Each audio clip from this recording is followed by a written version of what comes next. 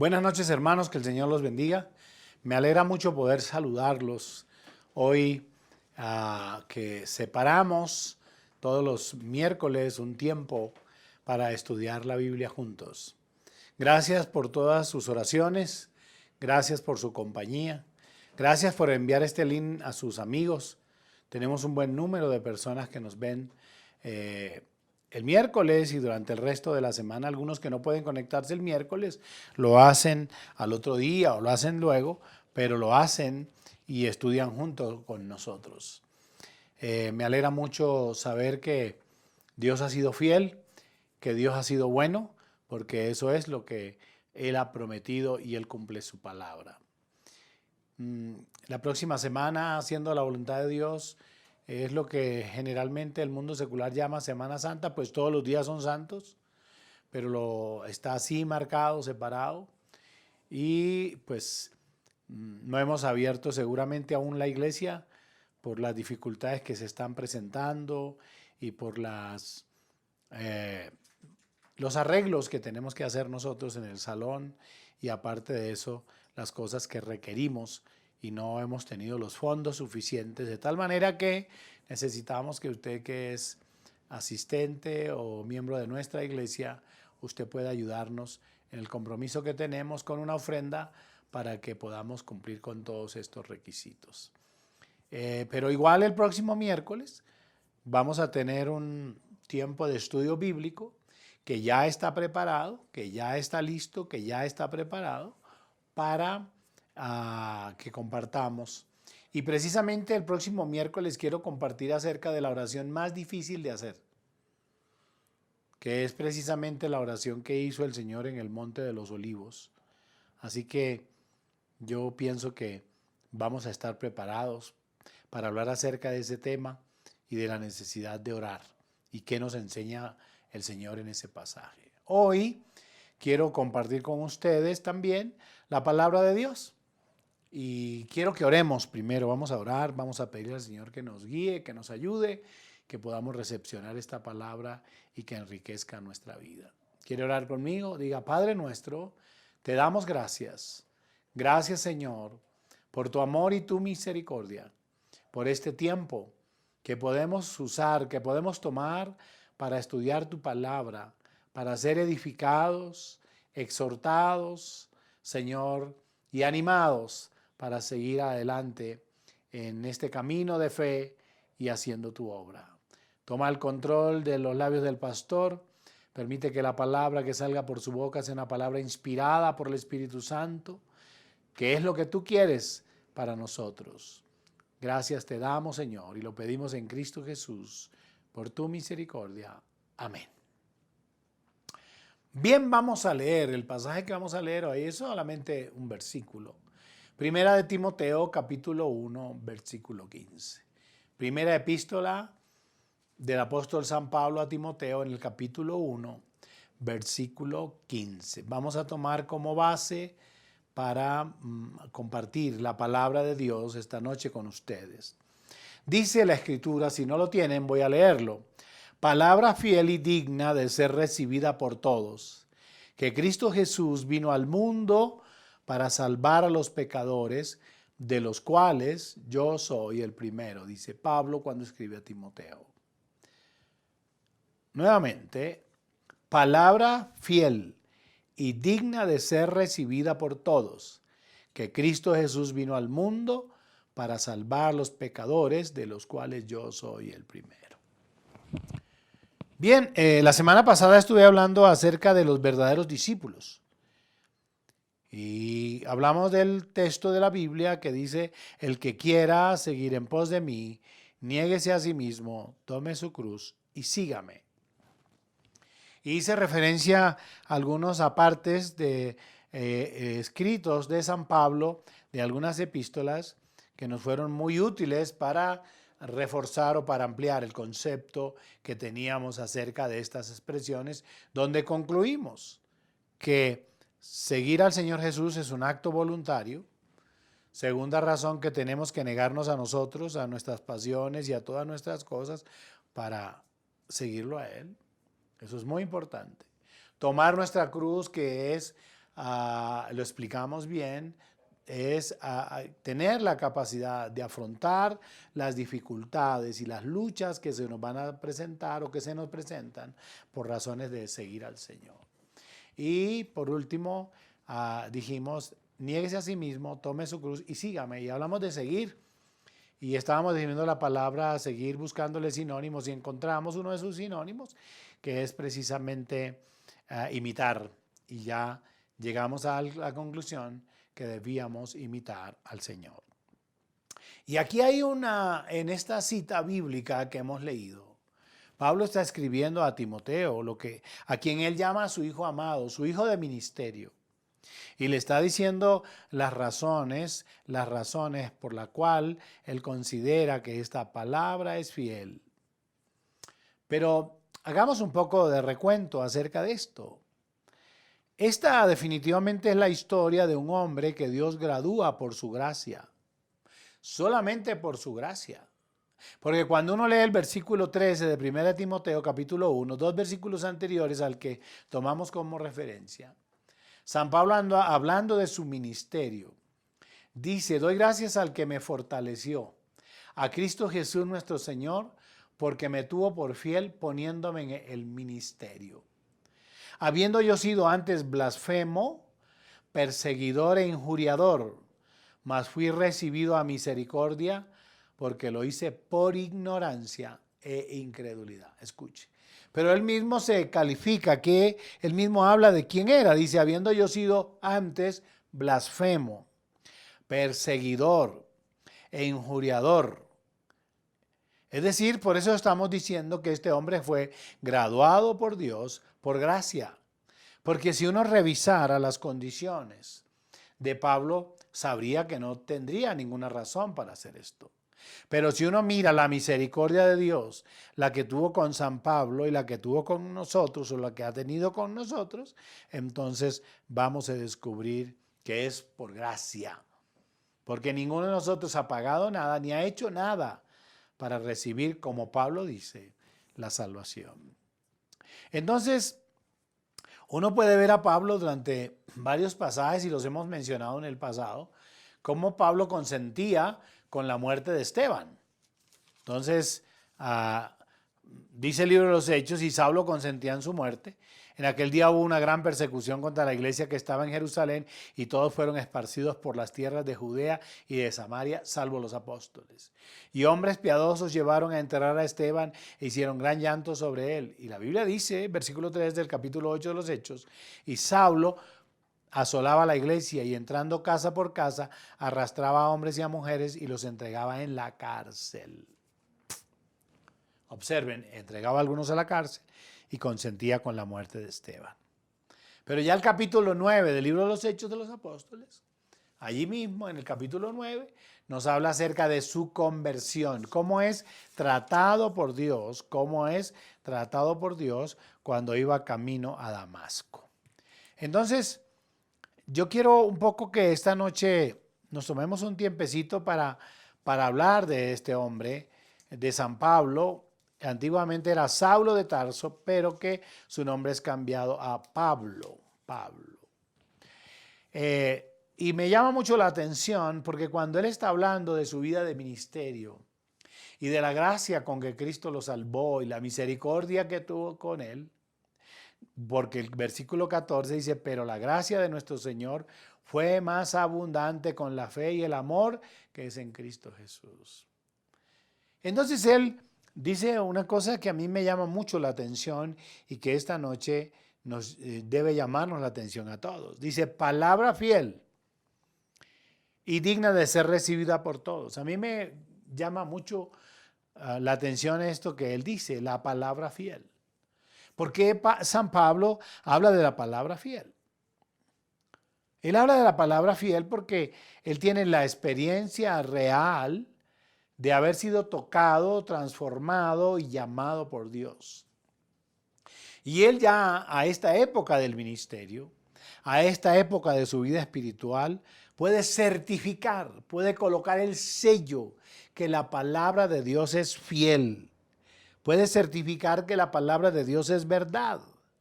Y nosotros traemos referencias desde el Antiguo Testamento de la manera como la misma Biblia, que se interpreta a sí misma, ella se interpreta a sí mismo. Podemos utilizar algunos textos paralelos donde la Biblia dice claramente: sécase la hierba, marchítase la flor, mas la palabra de Dios, por ejemplo, permanece para siempre. Donde la Biblia enseña que la palabra de Dios es verdadera, que la palabra de Dios es fiel, que la palabra de Dios no es una palabra que fluctúa entre el sí y el no, sino que es una palabra segura, que nos garantiza a nosotros estabilidad emocional y espiritual. Y Pablo dice esto. Y yo pienso que Pablo lo dice porque él no duda de la verdad del mensaje. Y no puede dudar siempre que él ha vivido experiencias tan tremendas durante el desarrollo de su ministerio. De otro modo, si él dudara de esta palabra, ¿cómo podía esperar que nosotros pudiéramos creer a la palabra que le está diciendo? Y es que es supremamente complicado pensar que podemos transmitirle una verdad a otro cuando nosotros no creemos esa verdad. Es querer convencer a alguien de hacer algo que nosotros no creemos. Entonces, podría entonces decir yo esta noche que esta palabra, que es la palabra de Dios, es fiel. ¿Y saben por qué esta palabra es fiel? Porque esta palabra está atestiguada por milagros. Siempre nosotros vamos a encontrar que la palabra de Dios está certificada por obras extraordinarias y maravillosas que Dios realizó en la vida de los seres humanos, que le dan una evidencia, que permiten que nosotros podamos entender, saber claramente que esta palabra es verdad. Recuerden, por ejemplo, la sanidad del hombre ciego de nacimiento, que está en el capítulo 9. En ese capítulo 9, la Biblia cuenta que había un hombre ciego de nacimiento. Y entonces, cuando llegaron a esta región, le preguntaron sus discípulos al Señor, o le preguntaron los discípulos al Señor: Rabí, ¿quién pecó, este o sus padres, para que haya nacido ciego? Respondió Jesús: no es que pecó este ni sus padres, sino para que las obras de Dios se manifiesten en él. Es decir, que esta palabra está atestiguada por los milagros que nosotros hemos leído en la Biblia, como el caso del ciego de nacimiento, que seguramente al finalizar con Angie lo vamos a volver a tocar este texto. Pero que está certificada, por ejemplo, con el milagro del hombre de la mano seca, que está certificada en la Biblia por milagros como la sanidad del paralítico y muchas sanidades que nosotros podríamos observar en los evangelios y en el libro de los Hechos igualmente, cómo y de qué manera Dios certificaba esa palabra. Porque certificar esa palabra, por ejemplo, es... ¿Se acuerdan el paralítico que sus amigos tuvieron que levantar y meterlo por encima del techo y la casa? Y esto, cuando el Señor Jesús lo ve y se sorprende al encontrarlo ahí en la mitad, al ver cómo lo descienden, el Señor le dice: tus pecados te son perdonados. ¿Y qué dice el texto bíblico? Que la gente, muchos que estaban allí, empezaron a murmurar y dijo: ¿quién le dio potestad o facultad a este para perdonar pecados? Y esa palabra que el Señor Jesús había declarado quedó sellada y confirmada cuando dice: para que sepáis que el Hijo del Hombre tiene potestad para perdonar pecados, a ti te digo, levántate, toma tu lecho y vete a tu casa. Y el texto bíblico dice que inmediatamente el hombre se levantó, tomó su lecho y ya no salió por el techo. Ahora se fue saliendo entre la multitud hasta su casa. La palabra que predicamos es una palabra fiel, que nosotros no dudamos en creerla. Yo particularmente no dudo en creerla. Porque además de que creo lo que la Biblia dice, lo he experimentado en mi propia vida, en mi propia familia, lo he visto obrar, certificar la palabra. La sanidad divina está certificada en la Biblia. Es más, el Señor claramente nos envía a nosotros a orar por los enfermos. ¿Está alguno enfermo entre vosotros? Llame a los ancianos de la iglesia y oren por él, ungiéndole con aceite. Dice, la oración de fe entonces salvará y levantará al enfermo.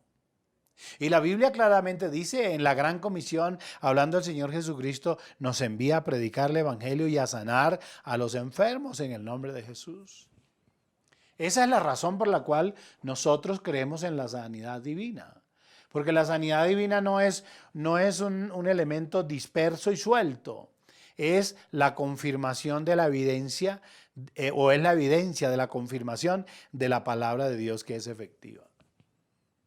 Yo he contado cómo desde niño yo vi personas, un paralítico siendo sanado, siendo solamente un niño de 5 o 6 años de edad, y eso impactó mi vida profundamente. O cómo he orado por algunos, de ustedes, por algunos, para que el Señor los sane y el Señor los ha sanado. O cómo he orado por otras personas mientras fui evangelista en diferentes lugares de Colombia y del mundo, y el Señor sanó, porque esta palabra está atestiguada por los milagros. Es más, esta palabra lleva testimonio en sí mismo. Esta palabra lleva testimonio en sí mismo. San Juan, en el capítulo 7, versículos 37 y 38, lo dice. Angie nos va a ayudar con esos dos versículos que son bien interesantes. En el último y gran día de la fiesta, Jesús se puso en pie y alzó la voz, diciendo: Si alguno tiene sed, venga a mí y beba. El que cree en mí, como dice la Escritura, de su interior correrán ríos de agua viva. Escuche, de su interior correrán ríos de agua viva. Es decir, esta palabra de fe, esta palabra lleva testimonio en sí misma. ¿Por qué? Porque usted puede experimentar un cambio profundo en el interior de su vida. El aceptar a Cristo, el aceptar a Jesús como Señor y Salvador, genera emocional y espiritualmente una reacción en el ser humano. Y puede él contar, él puede decir qué ha sucedido. ¿Qué ha sucedido después que abrió su corazón? Es decir, esta palabra, de ahí que el texto diga que en el último día, gran día de la fiesta, el Señor se puso en pie allí en el templo y dijo: el que cree en mí, como dice que la Escritura, esa palabra lleva testimonio en sí misma. Dice, de su interior, no es de su exterior, es de su interior, de lo que está dentro de él. Entonces, de ahí correrán ríos de agua viva. Y esa agua viva es la que permite que podamos mantener el gozo, la alegría, la esperanza que el Señor nos ha dado. Esa palabra, además, lleva un poder. Es un poder que nos ha cambiado. Cuando Pablo escribe a los Filipenses en el capítulo 3, versículo 8, él habla acerca de esto. Escuchen lo que dice.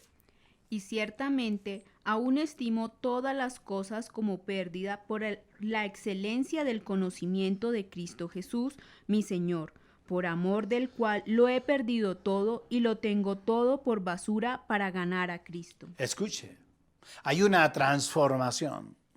Hay un poder que ha cambiado. Ahora todo él lo tiene por basura solamente para ganar a Cristo. Ahí hay un cambio. Yo recuerdo cuando mi papá se convirtió a Cristo, yo era un niño solamente, tenía, digamos, 5 años de edad, 6 años, no tendría más. Y la experiencia que tuvimos en casa es que mi papá en aquel tiempo se fumaba 2 cajetillas de cigarrillo.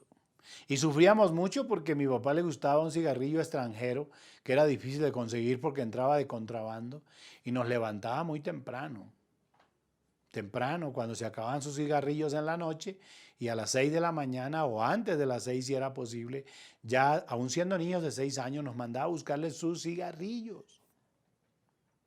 Y era difícil conseguirlos.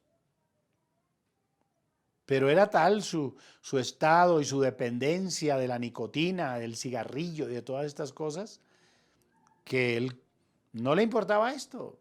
Es más, a veces decía mi mamá, y no va a darles comida hasta que no me traigan los cigarrillos. Imagínense, yo tengo una historia contada, un cuento, una historia contada, escrita acerca de eso que se llama los cigarrillos de mi papá.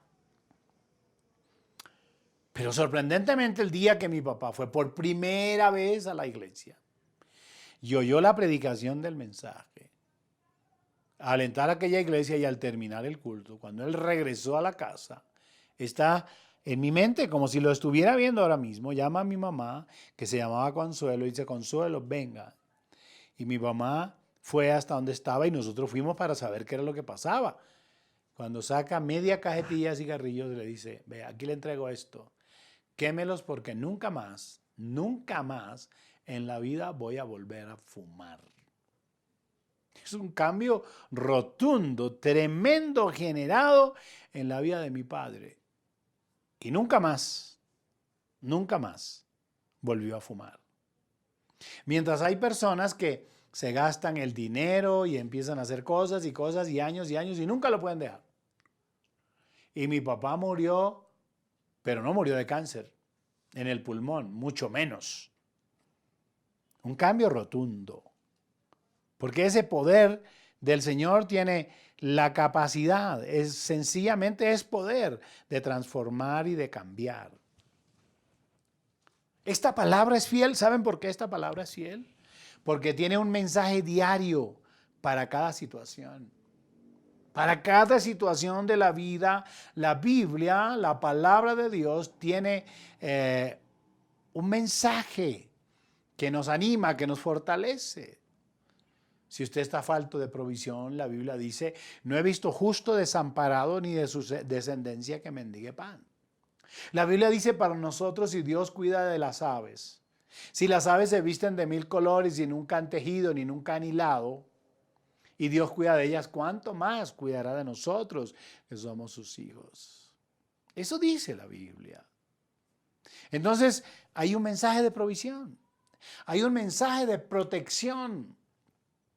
Dios dice claramente para nosotros que Él es nuestro escudo, que Él es nuestro protector, que Él es nuestro ayudador, que Él es nuestro sostén. Dice la Biblia: los que confían en Dios, los que confían en Jehová, son como el monte de Sión, que no se mueve, sino que permanece para siempre. Dice, para hablar de la protección divina, mire, dice claramente: el que habita al abrigo del Altísimo morará bajo la sombra del Omnipotente. Dice que alrededor nuestro estamos cubiertos y protegidos. Cuando tenemos miedo, recuerden lo que dice a los discípulos: ¿por qué tenéis miedo? ¿Acaso no sabéis que yo estoy acá? El texto dice literalmente: no temáis. Cuando estamos desesperanzados, cuando hemos perdido aún la última esperanza, el Señor recomienda para nosotros: clama a mí, yo te responderé y te enseñaré cosas grandes y ocultas que tú no conoces. Nosotros sabemos que esta palabra es fiel porque tiene un mensaje para nosotros en todo momento de fortaleza y de esperanza, y esta palabra nos permite vivir tranquila y confiadamente. Si esta palabra es fiel, pues esta palabra merece toda nuestra atención. Por eso Pablo dice: palabra fiel y digna de ser recibida por todos. Por eso dice que esta palabra debe ser digna, es digna de ser recibida. ¿Por qué? Porque esta palabra, como les he dicho, genera cambios. Porque esta palabra transforma. Porque esta palabra hace nuevos seres humanos. Porque hace nuevas familias. ¿Cuántas experiencias hemos tenido de personas que han llegado con un hogar desbaratado a la iglesia y ahora son familias unidas, íntegras, cambiadas, transformadas?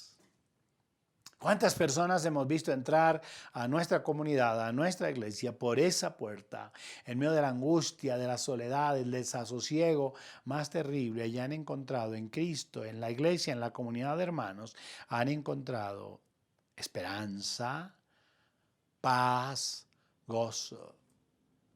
Hemos visto mucha gente que ha llegado a la iglesia diciendo: yo no necesito absolutamente nada material, lo tengo todo desde el punto de vista material, pero hay algo que me hace falta. Y ese algo es recibir esta palabra que enriquece, esta palabra que fortalece, esta palabra que transforma. De ahí que cuando Pablo, el mismo escritor de la epístola a Timoteo, el mismo logra decir, hablando a los corintios, en 2 de Corintios capítulo 5, 17, de modo que si alguno está en Cristo, él lo está diciendo, de modo que si alguno está en Cristo, ¿qué? Nueva criatura es. Las cosas viejas pasaron, todas son hechas nuevas. Oh, qué maravilloso es esto. Esta palabra, la palabra de Dios es fiel, fiel, permanece, garantiza esta palabra que si vivimos por ella, nuestra vida será completamente distinta. Entonces Pablo eso es lo que está diciendo. Está diciendo palabra fiel y digna de ser recibida por todos. ¿Qué palabra? Que Cristo Jesús vino al mundo para salvar a los pecadores. Entonces, ¿qué es lo que nosotros predicamos? El Evangelio. ¿Y qué significa esa palabra? Buenas nuevas. Predicamos a Cristo, es lo que Pablo está diciendo, que Cristo Jesús, es decir, que esta palabra fiel y digna es esta, que Cristo Jesús vino al mundo. ¿A qué vino Jesús? A traer buenas nuevas a los pecadores. ¿Qué quiso decirles? ¿Por qué predicamos esta palabra? Porque la esperanza que actúa en nosotros y la oportunidad que tuvimos nosotros es también la oportunidad para los que no conocen a Jesús. Para los que no saben que el Señor Jesús vino del cielo, que habitó entre nosotros. Y la Biblia dice, vimos su gloria, gloria cual del unigénito Hijo de Dios, del único Hijo de Dios. Dice la Biblia que no escatimó el ser igual a Dios como cosa que aferrarse, sino que se despojó de esa naturaleza y vino y estuvo entre nosotros y vivió entre nosotros y comió con nosotros y vio nuestras maldades y vio nuestras perversidades y vio todo ese tipo de cosas. Y con todo eso, su amor se manifestó al entregar su vida para que nosotros pudiésemos ser salvos. Murió en la cruz. Murió en la cruz e hizo expiación de nuestros pecados, es decir, quitó nuestra culpa. ¿Qué es lo que decimos esta noche? Que el Señor Jesús vino para darle perdón. La Biblia dice que Él aún intercede por nosotros, intercede por los pecadores en el cielo. Eso dice la Biblia. Esta es la palabra que predicamos, que hay una oportunidad nueva, que hay una posibilidad nueva, que hay un camino nuevo, que no tienes por qué seguir en medio de la angustia y de la aflicción y de la muerte, pensando en la muerte física que te llevará inevitablemente a la muerte eterna, si no aceptas a Jesús como tu Señor. ¿Qué es lo que predicamos? Un evangelio de liberación efectiva. Un evangelio que da salvación al pecador, al perdido. Y este es el mensaje que trae la palabra, que Cristo Jesús vino al mundo para morir por tus pecados, por nuestros pecados y por nuestras maldades. Y que en realidad no merecíamos tanto amor. Pero la Biblia dice, porque de tal manera amó Dios al mundo, que dio a su único Hijo, que lo envió para que todo aquel que en él crea no se pierda, mas tenga que vida eterna. Y no es que haya venido para condenar al mundo, sino para que el mundo sea salvo por él. Y nos delegó a nosotros esta palabra, por eso Pablo dice eso, que esto es lo que nosotros predicamos. Nos delegó a nosotros esta responsabilidad. Y usted que me está oyendo, que es cristiano, que es misionero, que siente la carga de llevar este mensaje y esta palabra, esta es una buena oportunidad para incorporarse a una visión misionera como la nuestra, de llevar el evangelio a los perdidos. Y no solamente el evangelio, sino el evangelio acompañado de las obras de amor y de misericordia, que ese es precisamente el evangelio completo, el que predicamos. Ahora, la pregunta es, ¿por qué lo predicamos? Y Pablo al finalizar el texto dice, para salvar a los pecadores de los cuales yo soy el primero. Pablo ya habla como un hombre salvo porque él entendía claramente que ya había sido salvo. Pero la pregunta que algunos me hacen es, ¿por qué lo predicamos? ¿Saben por qué? Porque el primer salvo soy yo. Porque hemos sido salvos por él. Su muerte nos arrancó de la condenación eterna. Nos pasó de la muerte a la vida eterna. La Biblia dice que irremediablemente, irremisiblemente, todos tenemos que morir. Y todos estábamos destituidos de la gloria de Dios. Pero el Señor Jesucristo y su muerte fue el puente, fue el camino que nos llevó a la salvación y a la vida eterna. ¿Por qué lo predicamos? Porque no podemos hacer otra cosa. No podemos callar. Tenemos la misión de decirlo. Ya San Marcos y varios pasajes de la Biblia dice, id por todo el mundo y predicad el evangelio, es decir, las buenas nuevas a toda criatura. El que creyere será salvo y el que no creyere será condenado. Pero la orden para nosotros es ir. La orden para nosotros es hablar. La orden para nosotros es imitar a Cristo para que los demás quieran imitar a Cristo y quieran imitarnos a nosotros como testigos de la fidelidad, de la misericordia y de la bondad de Cristo. No podemos hacer otra cosa. Eso está en nosotros, en el cumplimiento de la gran comisión. Y es la razón por la cual nuestra iglesia lo hace, permanentemente lo hace. De tal manera que lo que nos impulsa es precisamente ver, saber, experimentar lo que Él hizo por nosotros. Y déjenme mostrarles algunos pasajes de la Biblia o algunas experiencias que están marcadas aquí que nos dan a nosotros la evidencia real, como mencioné hace rato, que esta palabra que predicamos está atestiguada.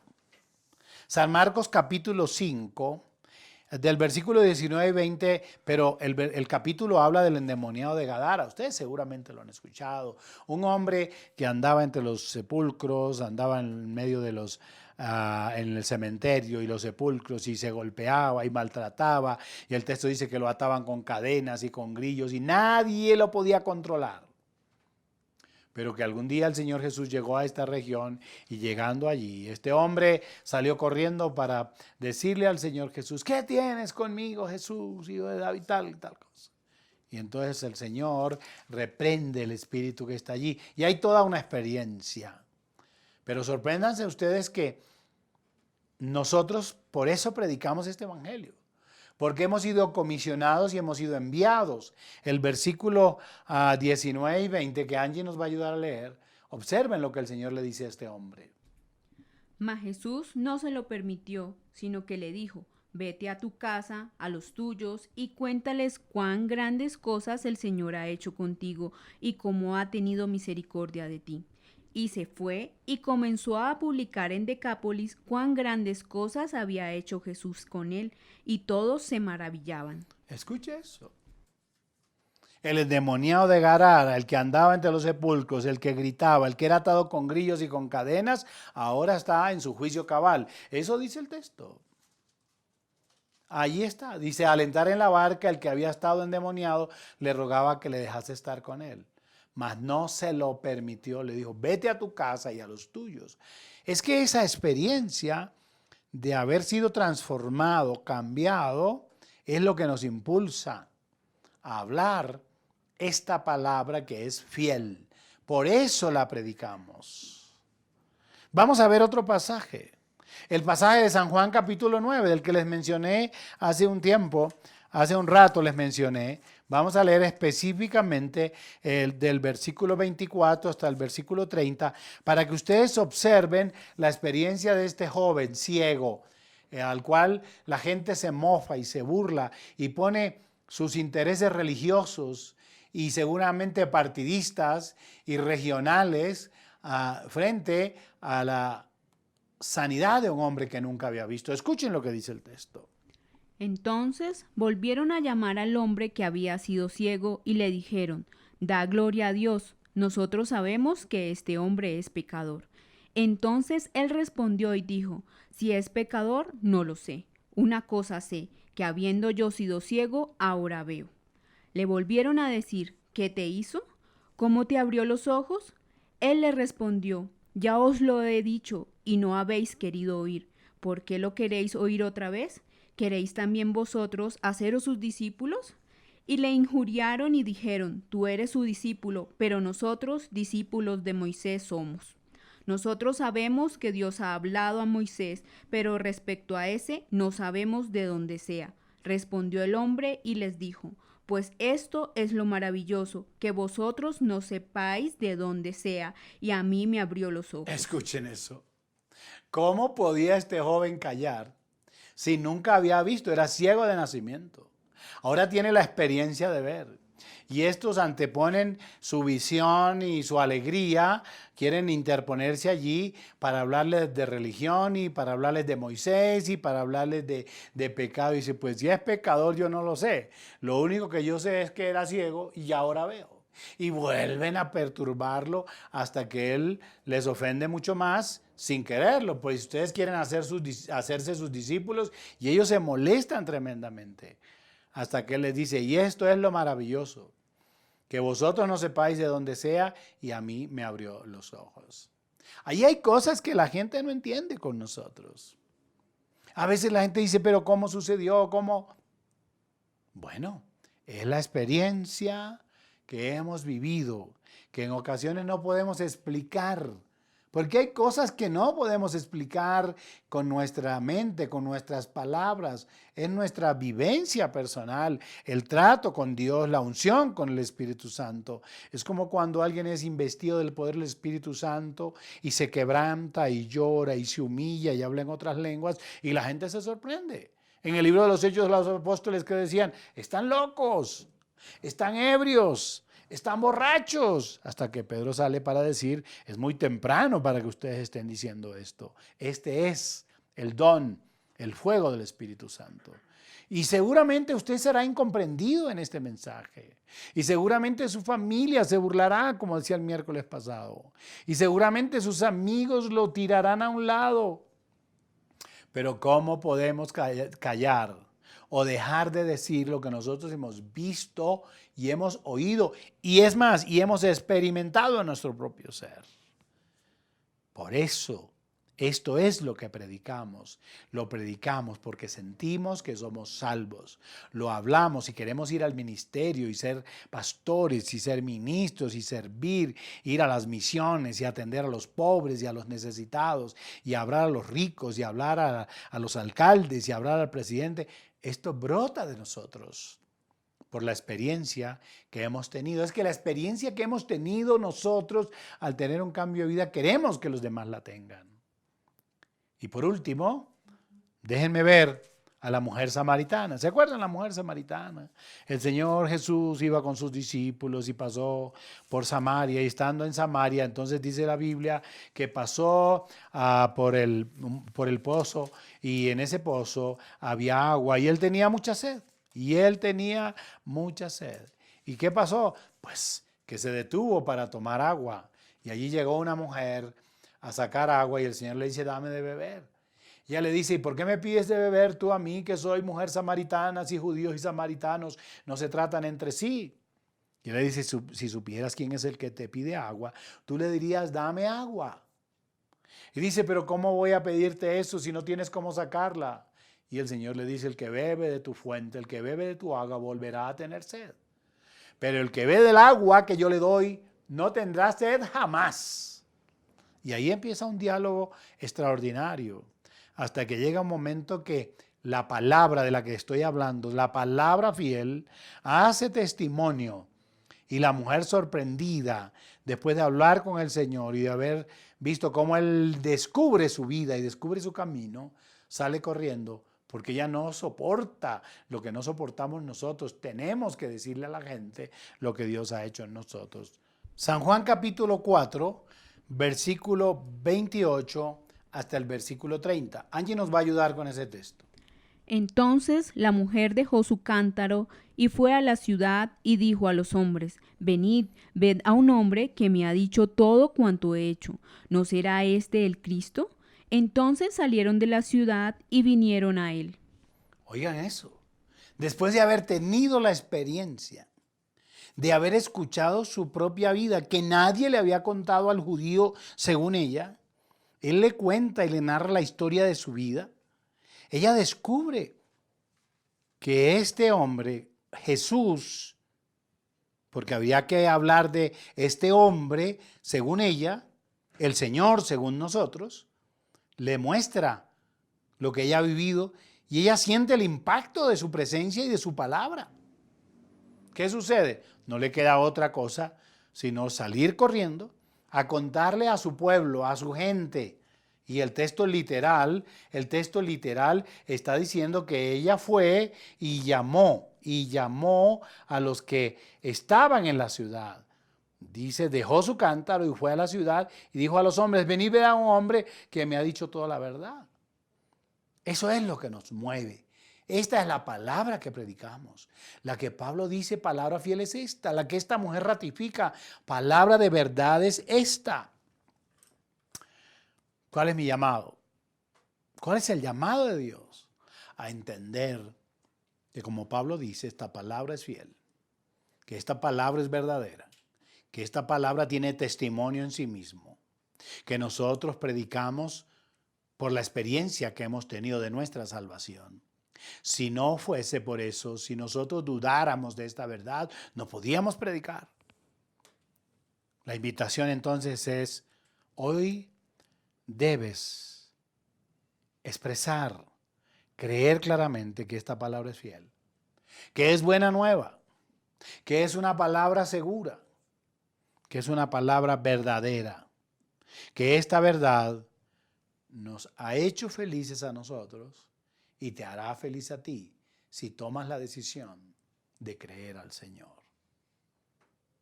Que esta noche, para nosotros los que creemos en Cristo, los que creemos que la palabra de Dios es la verdad, nos anime y nos fortalezca. A los que servimos a Dios en las misiones, en la predicación del Evangelio, que tengamos claro que nuestro mensaje no es cualquier mensaje, es un mensaje transformador, es un mensaje seguro, es un mensaje de verdad que hace nuevo y que renueva las fuerzas del que no tiene ninguna. Le damos gracias al Señor por este tiempo. Gracias por esta palabra que Dios nos ha dado. ¿Pueden orar conmigo? Padre nuestro, gracias te damos. Gracias te damos por este tiempo. Gracias por tu palabra que es fiel. Gracias por tu palabra que es verdadera. Gracias por la salvación que nos has dado. Gracias porque nos inspira para llevar a otros este mensaje de esperanza y de fe. Gracias.